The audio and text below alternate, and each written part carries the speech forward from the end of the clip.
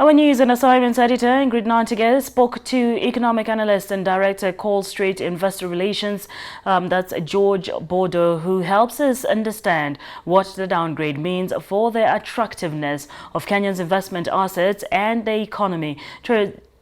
Tourism Ministry settles human-wildlife conflict. Thank you very much for joining us today, George. And it's always a pleasure to have you to help us make sense of all these complicated things. Now, George, to get straight into the conversation, global ratings agency S&P announced that it has revised Kenya's economic outlook from stable to negative. Now, just to start with even the simplest definition of this, how is a country's credit rating arrived at? Just help us make sense of it, or even before we get into it. Thank you, Ingrid. And to start us off, let's define what a credit rating is. A credit rating, in simple terms, is an unbiased and unpartisan credit opinion of creditworthiness of an entity. And the entity here could be a corporation, it could be a sovereign, it could be a nation, like Kenya, for instance. You're talking about Kenya. And to answer your question, how do they arrive at those ratings you see there? Triple B, triple A, B plus.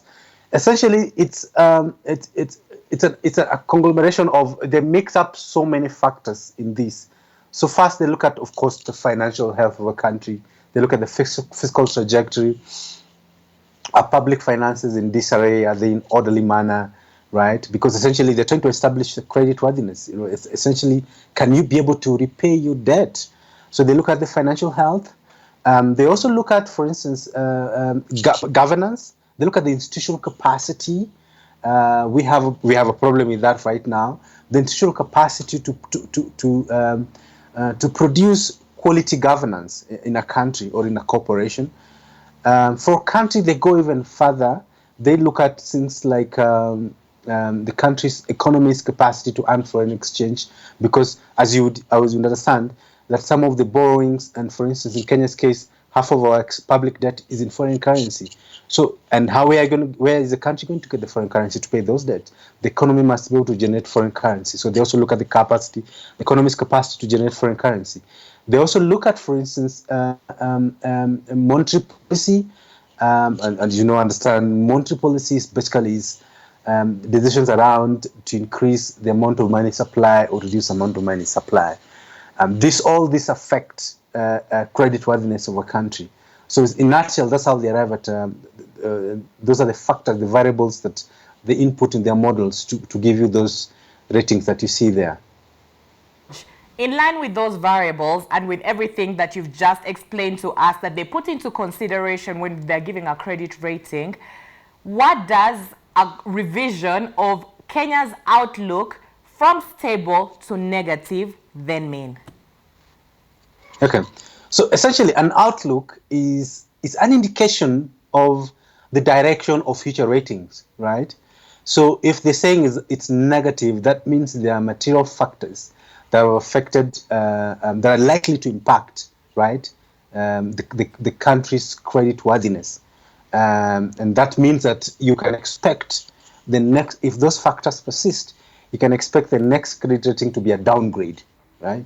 And if it's positive, that means that you can expect an upgrade of the current credit ratings. That's what it means. In this case, by the way, in this case, what they're saying is that they're citing the fiscal trajectory. Essentially, they're saying that the Kenya's public finances are in disarray, and they're very worried, by the way. That's what they're saying. What are the immediate implications of this revision on Kenya as a country? Well, what they're just basically warning Kenya's creditors that, hey, you're holding debt belonging to Kenya as a sovereign. You must be careful that the certain factors that might trigger a default. They're not saying that the Kenyans are likely to default, but they're just issuing a warning. So, holders of Kenya's debt, and specifically holders of foreign currency debt on the commercial side, they now start to begin to pay attention to some of the issues being highlighted by S&P. And by the way, even Fitch just a couple of weeks back downgraded Kenya's outlook. Bodo, one of the, if not the major reason that the ratings agency has given for, well, revising the outlook is that the COVID-19 pandemic is expected to have a very, very great impact on the country's GDP. Now, I'd like to pick your mind. If we're to draw a comparison to other countries in the region, how is Kenya faring? Because we know Kenya is not the only one that's going through COVID-19. So I'd like you to paint a picture for us of, other countries in the region, how they're faring when it comes to still their ratings. Just for some in the region, in this region, in the largest sub-Saharan Africa region, South Africa has had its credit ratings downgraded, and largely because of COVID, the impact of COVID on its public finances. I would say that most of the major economies in this region, for me, they are below investment grade, and I'm talking countries like South Africa, Nigeria, Kenya. I think for me, they're still largely below investment grade according to the credit rating scales by most of the major threes. So I would say they're sort of in the same pot in this. There's nobody who's in a better soft spot. They're all in this hot, same sub-investment grade basket. Investment grade. I would like you to speak to us with clarity and help us understand what sort of direct impact then this rating is going to have on the investment asset attractiveness of the country. So what this essentially means is that Kenya will likely pay a premium in the next borrowing. What these guys are saying is that the input of credit ratings is that you need to, if you really want to lend money to Kenya, then you need to consider that there's a likelihood of default or they're high risk. Then you need to compensate that with the pricing. So essentially, in a nutshell, that means that Kenya is likely to pay a premium the next time they want to borrow dollars from the international debt market, compared to what they paid in the last borrowings about a year ago. Well, finally, Bodo, before I let you go, in terms of remedies, in terms of just bringing Kenya back to its former glory, what can the government do? Is there anything that the Treasury can do to reinstate Kenya back into the positive territory when it comes to credit ratings? Or should we just wait for this coronavirus pandemic to, the wave to pass by? What remedies can be put in place? Yeah, the first remedy, obviously, what we call the fiscal consolidation, where we're basically saying that the government should live within its means for now, because there's no room to live beyond the means.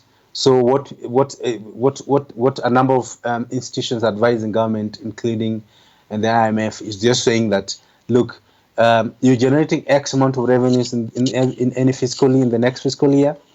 So, for instance, let me give you an example. It's the current fiscal year, which just began about 2 weeks ago, right? The government is projecting to raise some 1.8 trillion Kenya shillings in revenues, ordinary revenues to be specific. But the government wants to spend 2.7 trillion. So that shows you the extent of fiscal indiscipline we're talking about. So essentially, why can't the government just, spend 1.8 and say they want to collect 1.8 and spend 1.8? So match your revenue, expenditure to revenues. That's one revenue to bring down to bring that to order in public finances. And the second issue is the government needs to find a way of rejigging the economy. It's right now, as you know, a number of businesses have gone out of business, right? Especially small and medium enterprises. They've really closed shop. And how do you get back? And also, apart from entities, a lot of people have lost jobs. And I think the last estimation I saw was almost in excess of 1 million people out of job right now.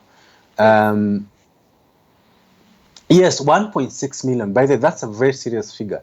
So how do you get people back to work? In as much as one is can you match your expenses to revenues? Second is, can you bring back jobs? So job creation should actually be at the core of it. So those are the two remedies that need to be in place. Once they do that, they'll start seeing, we'll restore, in a nutshell, in your own words, by the way, we'll restore the glory back. Very much, Bodo. It's always a pleasure.